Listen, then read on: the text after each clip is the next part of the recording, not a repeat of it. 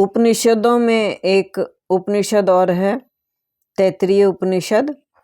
तो इसके बारे में थोड़ी जानकारी ले लेते हैं। उपनिषद जरूर पढ़ना चाहिए। उपनिषद का मतलब ही है कि गुरु के समीप नीचे बैठकर इसकी शिक्षा लेनी चाहिए।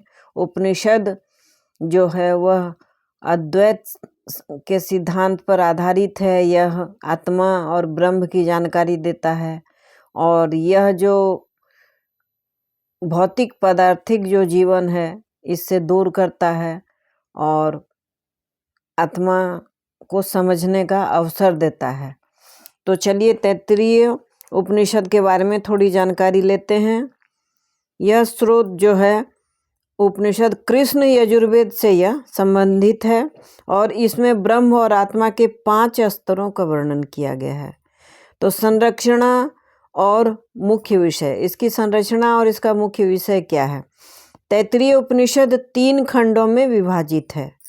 शिक्षावल्ली, शिक्षा और उपासना के नियम। आनंदवल्ली, पंचकोश और ब्रह्म की प्रकृति। भृगुवल्ली, आत्मा का अनुभव। तो मुख्य शिक्षाएं क्या हैं। पंचकोश का सिद्धांत, आत्मा को 5 अवस्थाओं के माध्यम से समझाया गया है। तो ये 5 कोश क्या हैं। अन्नमय कोश, तो स्थूल शरीर। अब स्थूल शरीर कैसे होता है, यह अन्न पर आधारित होता है। प्राणमय कोश, जीवन ऊर्जा, यह जीवन ऊर्जा पर आधारित है। मनोमय कोश, मन और विचार। विज्ञानमय कोश, बौद्धिक स्तर। आनंदमय कोश, शुद्ध आनंद का स्तर। तो प्रमुख मंत्र इसके क्या हैं। सत्यम ज्ञानम अनंतम ब्रह्म। ब्रह्म सत्य, ज्ञान और अनंत है, यह परम सत्य है। आध्यात्मिक शिक्षा, व्यक्ति को अपने भीतर आनंदमय कोश तक पहुंचना चाहिए जहां ब्रह्म का अनुभव होता है। ये 5 स्तर जो हैं कोश के, 4 स्तरों को पार कर 5वें स्तर पर पहुंचना चाहिए जहां की वास्तविक आनंद है। तो जीवन का अंतिम उद्देश्य ब्रह्म ज्ञान और आत्म अनुभव है। अब बृहदारण्यक उपनिषद में देख लेते हैं। यह उपनिषद शुक्ल यजुर्वेद का हिस्सा है और यह सभी उपनिषदों में सबसे बड़ा है। संरचना और मुख्य विषय।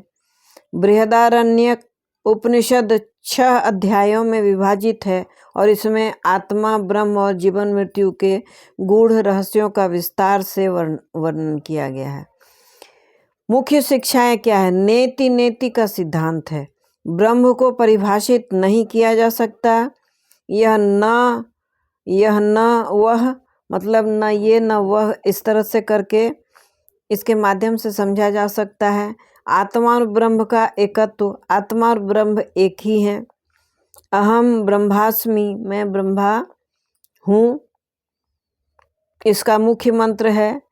याज्ञवल्क्य और मैत्रेयी संवाद, इसमें याज्ञवल्क्य और पत्नी मैत्रेयी का सिद्धांत है कि ब्रह्म ज्ञान ही जीवन का अंतिम उद्देश्य है। धन और भौतिक वस्तुएं अमृत तो नहीं दे सकती हैं। ज्ञान और मोक्ष, ज्ञान से व्यक्ति संसार के बंधनों से मुक्त हो सकता है। प्रमुख मंत्र देखते हैं इसके। असतो मां सद्गमय, तमसो मां ज्योतिर्गमय, मृत्योर्मा अमृतम गमय।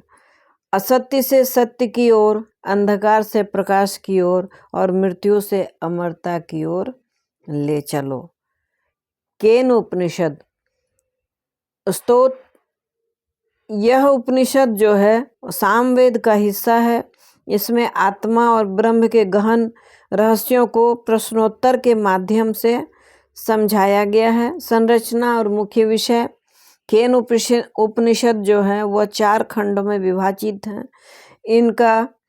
इसका मुख्य विषय है कि वह कौन है जो सब कुछ संचालित करता है, प्रश्न है। मुख्य शिक्षाएं। इंद्रियों के स्रोत, मन, वाणी और इंद्रियां किससे प्रेरित होकर कार्य करती हैं, इसका उत्तर है ब्रह्म। श्रवणस्य श्रवणम, जो सुनने की शक्ति को शक्ति देता है। जो सुनने की शक्ति है उसको शक्ति कौन देता है? ब्रह्म देता है। आत्मा और ब्रह्म, आत्मा वह शक्ति है जो इंद्रियों और मन को संचालित करती है। ब्रह्म अज्ञेय है लेकिन इसका अनुभव किया जा सकता है। ज्ञान और अज्ञान, ब्रह्म को जानने वाला ही सच्चा ज्ञानी होता है।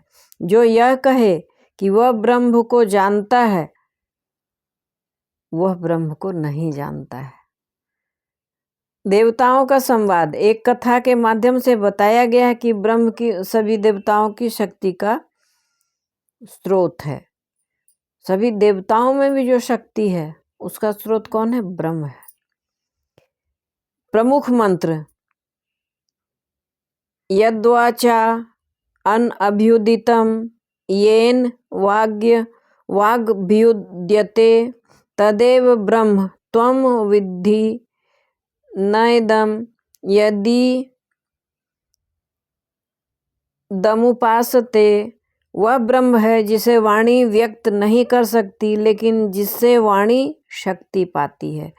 इस वाणी से हम ब्रह्म की व्याख्या नहीं कर सकते हैं, लेकिन इस वाणी को शक्ति कौन देता है? ब्रह्म देता है। उसे ही जानो, न कि जिनकी पूजा की जाती है। ब्रह्म को जानना चाहिए। तीनों उपनिषदों का तुलनात्मक अध्ययन है यहाँ। उपनिषद तैत्तिरीय, पंचकोश और ब्रह्म है। प्रमुख मंत्र है सत्यम ज्ञानम अनंतम ब्रह्म। बृहदारण्यक नेति नेति आत्मा और ब्रह्म का एकत्व है, अहम ब्रह्मास्मि, इसका प्रमुख मंत्र है। केन का क्या है? ब्रह्म का स्वरूप और शक्ति। तैत्तिरीय उपनिषद जो है आनंद और आत्मा की 5 अवस्थाओं का परिचय देता है। बृहदारण्यक उपनिषद जो है आत्मा और ब्रह्म के अद्वैत का सबसे व्यापक विवरण देता है। केन उपनिषद जो है संक्षिप्त लेकिन अत्यधिक प्रभावशाली है, जो ब्रह्म और इंद्रियों के स्रोत को समझने का मार्ग दिखाता है। जितना भी ज्ञान है मुझे छोटा मोटा, बहुत ही संक्षिप्त, बहुत उथली विद्या है, लेकिन इसके आधार पर अगर मैंने कुछ बताने की कोशिश की है और अगर वह आपको अच्छा लगा है। ब्रह्म को तो बड़े बड़े विद्वान नहीं जान पाते हैं। देवता, ऋषि, मुनियों सबके शक्ति का स्रोत ब्रह्म है। हम और आप क्या चीज़ हैं, लेकिन इसी बहाने ब्रह्म की चर्चा हो जाती है, वेद की चर्चा हो जाती है, उपनिषद की चर्चा हो जाती है। हम आप इसको सुनते हैं, बोलते हैं, पढ़ते हैं। यही ज्ञान बहुत है। जितना हमारी शक्ति है उतना ही अगर हमको प्राप्त हो जाए और उतना ही हम समझ पाएँ, इससे बड़ी और कोई बात नहीं हो सकती है। अच्छा लगा तो लाइक कर दीजिएगा, शेयर कीजिएगा, कमेंट ज़रूर कीजिएगा। नए हैं तो एक बेल बटन भी आता है, उसे आप हिट कर दें ताकि नए वीडियो की नोटिफिकेशन आपको तुरंत मिले। Thanks for watching.